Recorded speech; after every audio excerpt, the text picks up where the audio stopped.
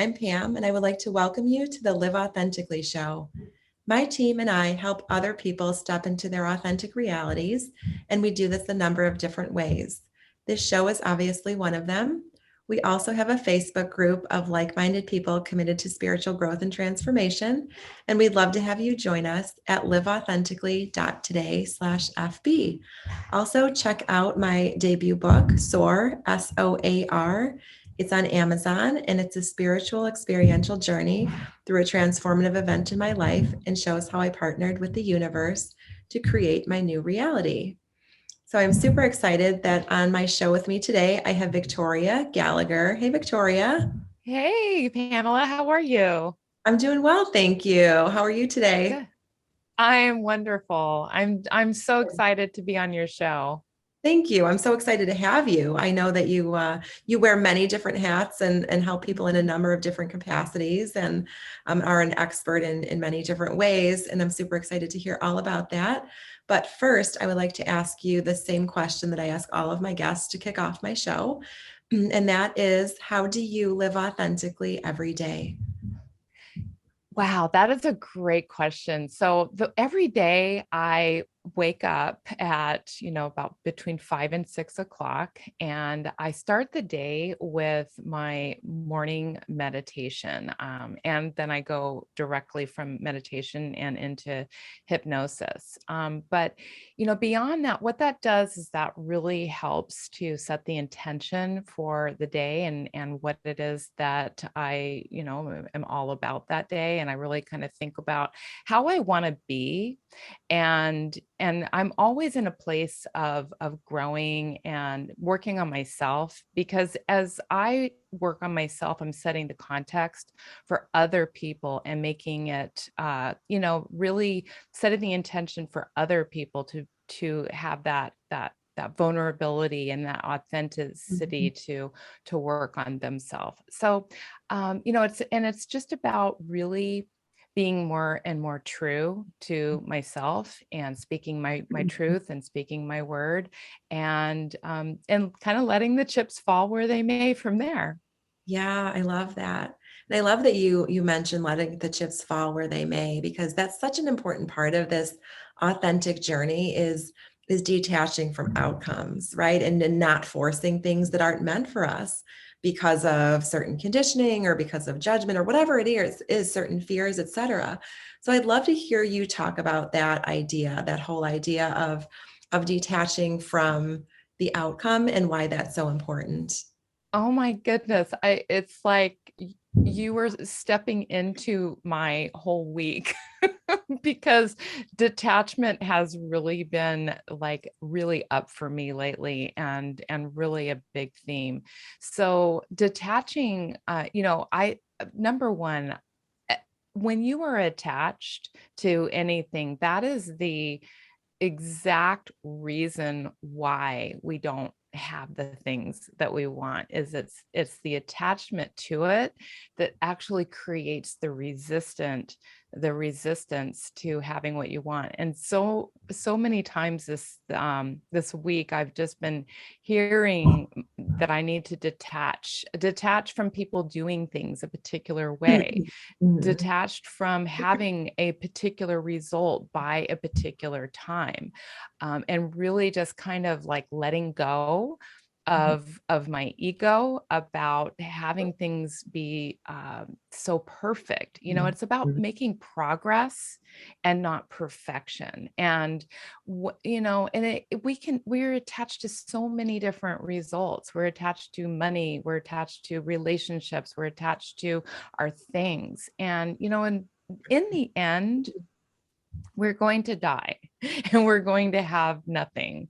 And so in this life, in this journey, we have to really be in the practice of evolving ourselves to a place where really we we strive for a certain reality, and but that our world isn't going to fall apart if we don't have that exact reality by the time we exactly want it. And and also kind of having that trust that usually things are going to work out that much better than we can even imagine. And they usually do. Almost every time I've let go, things have worked out so much better. So let go, trust, and continue to visualize the reality that you want, and you will ultimately succeed and get even more than you can possibly imagine for yourself. Thank you for saying that. Yeah, and I love that you said trust. I was thinking of that word right before you said it. I feel like you plucked it like right out of consciousness there. And that's such a big piece of it too, is letting go of the need to control, right? And the need to force and the need to satisfy our own agenda, and understand that what we're going to get, what the universe gives us, will be at least as good as, if not better than what we wanted for ourselves. And when we embody that truth, when we awaken to that truth, that's when life begins to flow more organically. Things are smoother. We're in the flow. And quite frankly, it's more fun. Absolutely. And you just validated by bringing up, I had no idea that you were going to discuss detachment. But I mean, I can't even tell you, this week it has, I mean, my husband and I were going for a walk the other day, and he really held up a mirror for me and showed me something that I really needed to take a look at. And it, and like literally that night I wrote 20 20 titles for a chapter for a new book that I wasn't even thinking that I was going to make, but it's going to be about what we're talking about. So Okay, amazing. Yeah, I could kind of sense that. I could sense that in your energy field. Like that was the next place that we should go.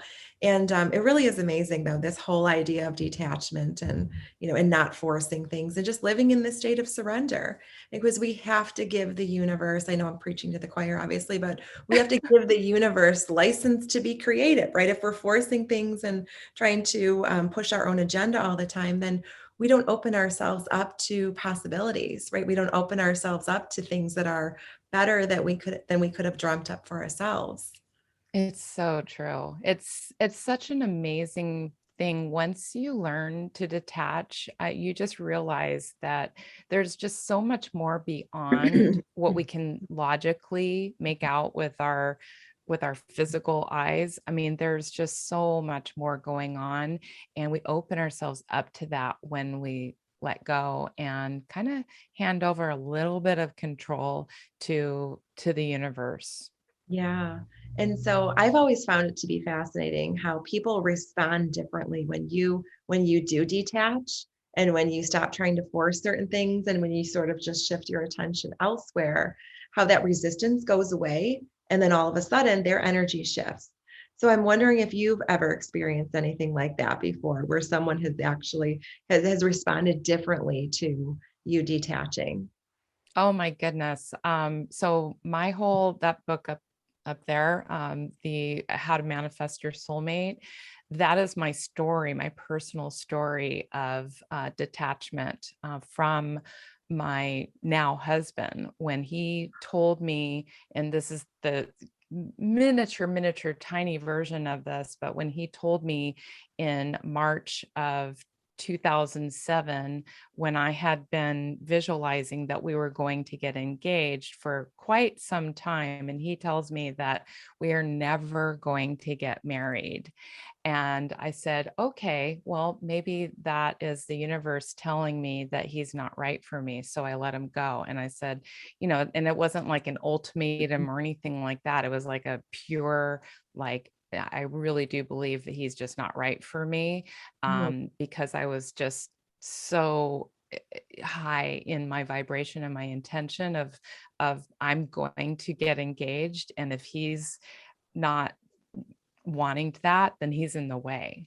And Mhm. and so I let him go. And a Okay. couple months, couple 3 months later, he came back and he proposed to me in May of 2007, and we got married a year later, and we've been married for 13 years. So yeah, I definitely got a completely different response from somebody by completely detaching. Oh, such a powerful story. Yeah, such a powerful story. And I think, that's something that we can all push ourselves towards in many aspects of our life. Just is stop forcing things, right? And I'm guilty as charged. I've tried to force plenty of things over the years. And in general, it doesn't really work out too well because, I wasn't necessarily a vibrational or energetic match for that which I was chasing, right? And so when we just learn to live in that flow, in that state of surrender, life does begin to unfold so much more organically.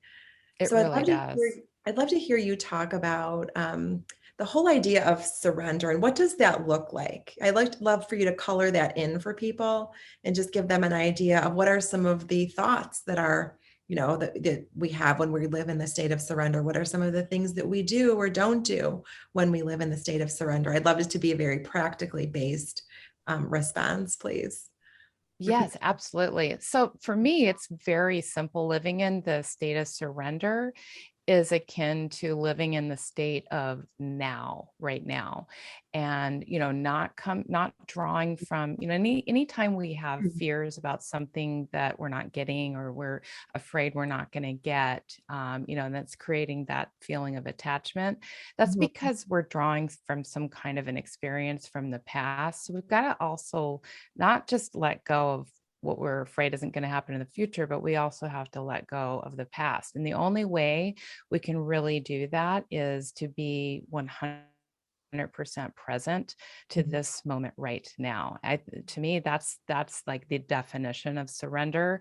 And how can we be present to what we are experiencing right now? I mean, we can just simply do that by, really just focusing on like, how am I feeling in this moment? How is my body feeling? Like really scanning your body and putting your attention on, taking deep breaths and noticing, not even forcing the breath, like you're even surrendering from the breath having to be a particular way. Even the breath doesn't have to be a particular way. You just notice how you're naturally breathing. Where are you noticing that? Are you noticing that, through your nostril area? Are you noticing that in your chest? Are you noticing that in your stomach? So just putting your attention on those natural sensations that are happening in your body. And our body is really our only, to me, it's the only thing that's real in this moment. Nothing else is real. Like it's just, yeah, I mean, you can touch the desk in front of you, you can touch things and you can make those real by our physical touch. But really everything else is just either our memory or an illusion or something that we're imagining or making up. And so that's just another way, is just to realize like everything is just, it's just these little sparks that are happening from the neural pathways connecting and disconnecting in our brains. I mean, I was like literally having this conversation the other day. It's like all this stuff what we think that we're talking about, that we think that we're seeing, that we think that we're imagining, like this whole illusion that's out there. It's an illusion. It's all just happening from these little brainwaves and sparks and weird things that are happening inside this physical brain of ours that are creating our thoughts and that are connecting this thought to that thought. And it's really just the only thing we have is right now and right now and right now. And that's, to me, how you surrender. Yeah, thank you for sharing that. So, what is, I know that oftentimes so many people experience, myself included, like chatter in our mind, right? You're talking about just our thoughts, or we're thinking about the past or the future. What are some of the most effective healing modalities, ways, et cetera, to silence our minds and just to quiet the chatter and all of the noise? Oh, I love that. Yeah, that's a great question. So, yeah, we have this chatter and it's there always and it's almost impossible to get rid of it. But to me, the most effective way to really silence that chatter, again, is I take time every morning to meditate. I get up, 5 a.m. the early mornings when there's nothing around, maybe just the birds are chirping, and I'll sit to meditate. And again, it's just about really just focusing. You can just focus on one word, one mantra, or you could focus on just your breathing, or you could focus on, just the sensations running through your body. But you just want to like really notice when your thoughts, when that chatter is going off. You want to be gentle with yourself, and you want to just bring that thought back to what you're choosing to think about right now, because it really is about us having more control over our thoughts. If we have more control over our thoughts right now in this moment, we bring them back to this moment and center ourselves, guess what? We're going to have more control throughout our day on what we're going to allow ourselves to focus on. Because anytime we're feeling bad or feeling attached, we're feeling in some way that's less than how we want it to really be or experience, it's because we've allowed our thoughts to travel down these little alleys, these maybe negative little alleyways where we are experiencing things that aren't really feeling good. And so we want to, just allow ourselves to bring ourselves back to that present moment. To me, that chatter, again, it's like it's thinking about something that was happening before, or it's thinking about something that you wish is going to happen. And so it really just comes back to the breath, the present moment, being just with yourself and loving yourself and trusting that, everything out there can just be on hold for a little while I gather myself, while I center myself, and while I allow myself just to be with myself and with spirit and with God, with the universe. Yeah, that's so powerful. Thank you. So I'd love to hear, I know you wear a lot of different hats in your professional life, your personal life as well. So I'd love to hear about how you incorporate so many of these truths into the work that you do. So yeah, I actually, what, can you repeat that question a little bit? Rephrase it.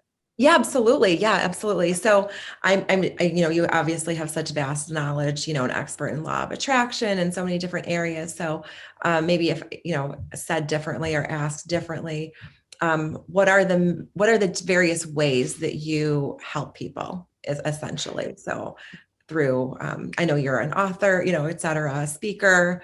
I know you help people through a number of different ways. So I'd love to hear about the many ways in which you touch lives. Got it. Okay. So yeah, so it started off with my wanting to give people this experience that I had a long time ago, when I first got involved in personal development. And I took this seminar, and during the seminar we would do these closed eye techniques, which later I kind of realized was, meditation, hypnosis. We didn't really have that name for it. So that's actually the main way that I help people is, by my hypnotic recordings. I have this huge line of hypnosis recordings that, are on my website. From there, it really did branch into, I started really noticing that my focus was narrowing on, helping people with, through law of attraction, through manifestation, just a lot of the verbiage that I use in my hypnosis recording is about, really getting in touch with that magnetic energy and becoming a more magnetic, likable, charismatic person. And knowing that, the thing is that the power to create is within us all, and really touching people in a profound way with their understanding that, it's all 100% within us to create the life that we want. So everything started really moving in that direction. And those are the types of programs that I like to write about. And that ended up translating into writing a lot of different books, starting with the practical law of attraction and educating people on what this law of attraction is and that it's practical, that there are actual steps that a person can take to get into alignment. And to me, it's all about getting into alignment, like really being able to know exactly what your desire is, get your thoughts into alignment with, get your visualization and your imagination into alignment with that, taking the right action steps that are in alignment with that. And so it's all about really getting into alignment. And one book kind of like led on to the next book and the next book. And then, of course, it just, it's been an evolution over these last 22 years of just helping people in different ways. Now, people have reached out to me and I offer coaching and one-on-one hypnosis sessions and, a little public speaking here and there. And I have my podcast.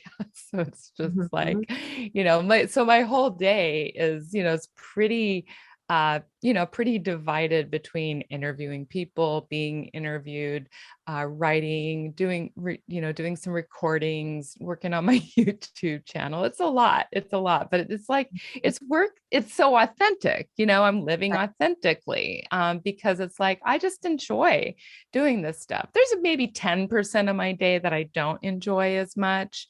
Just the little technical things you have to do to kind of keep up with everything. But for the most part, it's like I really just kind of get to spontaneously create and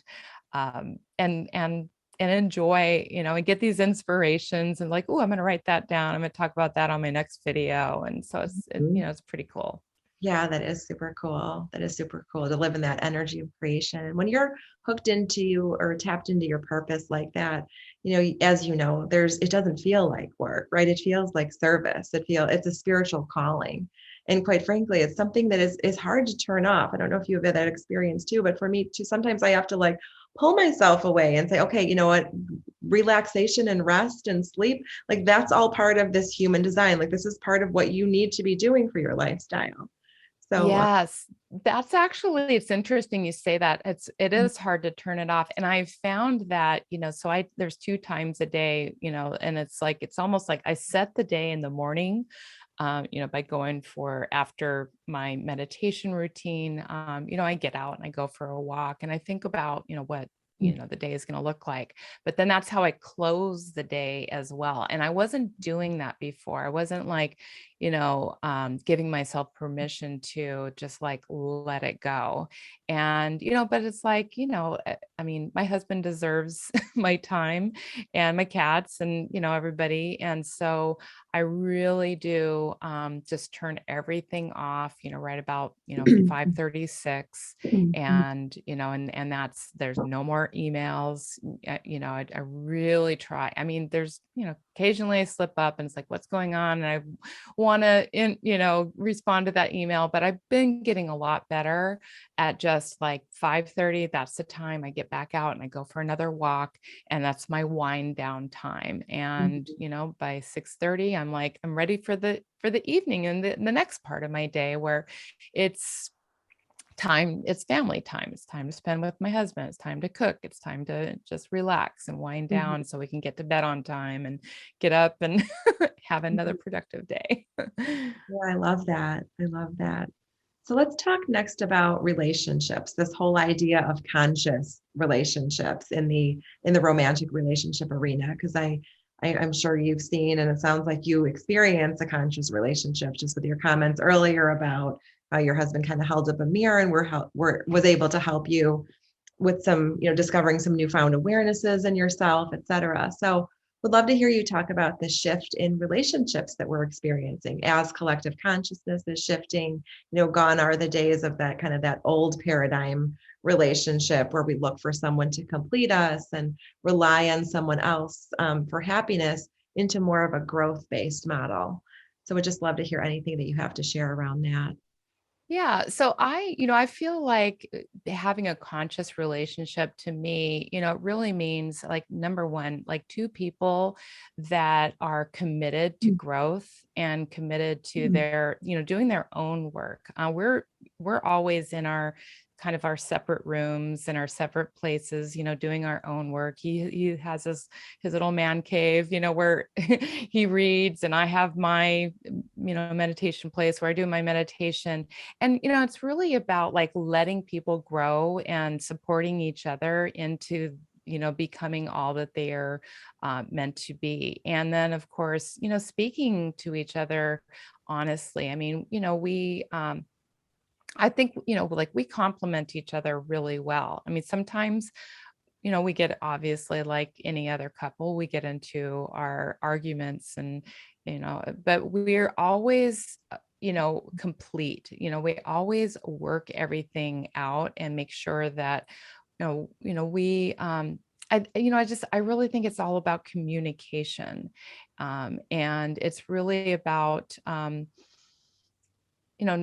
we don't need each other to be a certain way. We appreciate each other for, the person that we're becoming. I mean, we've been together for 13 years, so we know pretty well who each other is and that we're not going to change. And so it's really just supporting each other and seeing the best in each other. And but again, like just being very honest and communicating and going beyond I think you have to go beyond the just mundane, like, how was your day, and how did you sleep, and going beyond those typical conversations and really getting into each other's just understanding a little bit more thoroughly by asking different questions, being willing to take those risks, even though it may feel awkward to ask certain questions or to say certain things. I mean, we've consciously opted back into this relationship multiple times. There's been times where just kind of going a little bit off track here, but like there's been times where, we've questioned whether we were still right for each other, like whether we were still growing, whether we were still meant to be together. And I think, there's no rules when it comes to that. Some people feel guilty by even suggesting the idea that you may end up not together at some point. We choose in consciously to be with each other. And we've literally sat down and we've had conversations. Okay, like what are our values still in alignment with each other? Are we, are the things that our ideal life, like how do we imagine our ideal life? How do you imagine your ideal life? Are we still a match for that? And we've of course found out that we still are, but that question could come up again a year from now, 2 years from now, 3 years from now. It's not, we don't just take it for granted that we're married and then that's the end of the story. And we're very committed, but we're also very flexible in realizing that, what, we really have each other's best interest at heart and want what's best for each other. And if being together is not in our best interest, then that's going to be a possibility for us as well. So there's all the possibilities. Obviously, we have a preference that we continue to be the right thing for each other, but we're not so stubborn and attached, to that having to be the only probability for our relationship. I hope that kind of answered your question. Oh, yeah, absolutely. That was such a beautiful answer. And thank you for sharing so openly and so vulnerably. I so appreciate that. And that is like the perfect exemplification right there of detaching from the outcome, right? Because so many people will fight to stay in relationships that sometimes no longer make sense. and have run past their expiration date. And then we really have to ask ourselves, like, is this in our highest good? First and foremost, how does this feel? If we're forcing something, most likely it doesn't feel good. There's going to be some resistance there. It just isn't going to feel organic and natural. And then also, just revisiting that. And I think it's just that detachment that keeps the relationship alive and exciting, and really calls each person to keep bringing their best to the relationship every day, right? Not taking it for granted, and knowing that yes, this is something that we have to continue to nurture and work at every single day. And it requires a level of vulnerability, I think, that isn't typically seen in relationships that are not conscious, because some of the questions that you brought up, that you discuss from time to time, those can be scary places to go, right? I mean, Yeah. because what's the risk is the other person says, well, I'm not, we don't have the same values anymore, or I feel differently, or whatever it is. But it's just that vulnerability that adds that richer, deeper dimension. So I'd love to hear you talk a little bit more about the importance of vulnerability. Oh my goodness. Yeah. I mean, vulnerability to me that's the only way that you can truly be loved for who you really are. And that's the only way that, honestly, I mean, we're evolving all the time. Nothing ever stays the same. Everything is constantly in a state of change. But, so like this person in their life, they could be growing and evolving and having an entirely different experience. I mean, my husband probably spends, you know, 12 hours in a completely in a state that's completely not with me, and I spend my own 12 hours in a state, and then we sleep for 8 hours, and we're maybe together, Mm. 4 hours a day, if that. Mm. And so all this other time, you think about it, I mean, it's like we're each having our own experience, and we're growing, and we're learning new things, and we're constantly evolving and changing. And so I think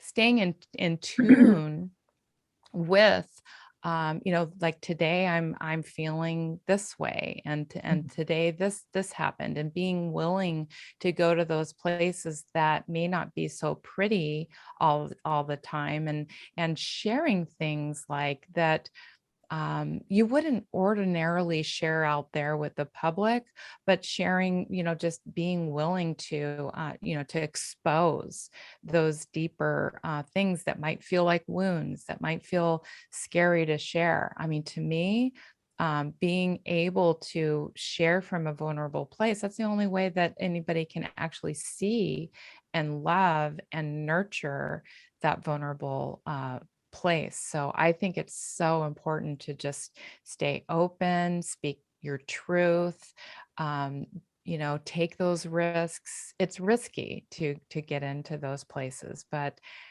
you really have to be authentic. There's no other way to be. If you're being something that's not you, just because you are afraid that somebody is going to um, not give you the response that you want, then I hate to say it, but you're actually manipulating the situation. Do you know what I'm saying? Like if I you do. really, if Yeah. you're not being who you are because you're afraid that you're manipulating the outcome, and that's never going to Mhm. work out. Right. Right. Yeah. So important. Yeah. Thank you for saying that. Yeah, so I just checked the time here. Our conversation is flying. I feel like I could sit here and talk to you about this stuff all day. This so lights me up. But I generally, like I was telling you earlier, I try to do them inside of a half hour, do them a little shorter. But this stuff, like I said, we could talk about it all day. So in the spirit of being mindful of your time, I wanted to wrap up in the next couple of minutes. But first, before we do that, give you the floor to talk about anything that you'd like to wrap up with, whether it's specific to the work that you do, just about any words of wisdom in general. And then lastly, how people can get in contact with you directly if they would like to. Absolutely. Well, first of all, this has just been a very rich, very enlightening discussion. And so I really thank you for your questions. And so, as far as my last final words, I do believe that, and it's just so in alignment with this show, is that the more authentic and truthful you are, and the more you allow yourself to just really open up to your truth and being who you are and taking the risks to allow yourself to, you know, have what you want, do what you want, be what you want.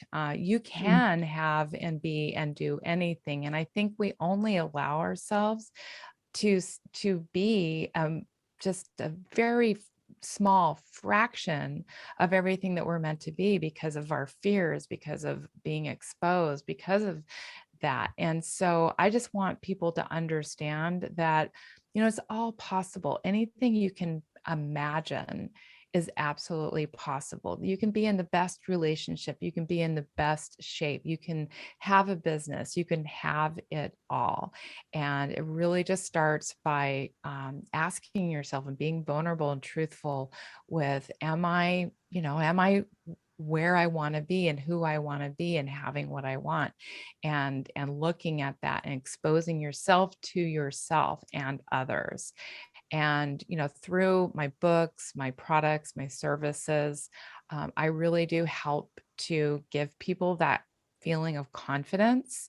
I think it really kind of comes down to that confidence, the faith, the belief in yourself, to move in that direction. So you can find me through my HypnoCloud app. That's probably one of the best, most, it gives you access to pretty much anything you need to change any belief that you might have to mm. one that is empowering and helping you to move in the direction that you want to go. So that's my HypnoCloud app. And then you can find me on my website, victoriamgallagher.com.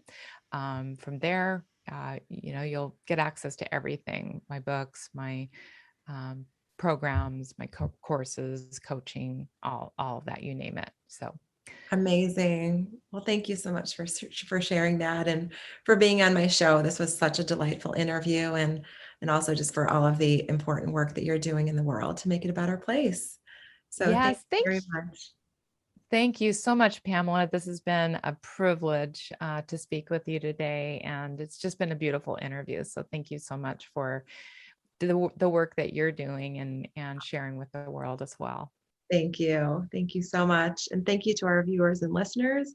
I appreciate you, and I'm grateful that you've carved time out of your day to be here with me and Victoria to listen to everything that she's had to share with us today. Thank you, everyone, and have a great day. Bye.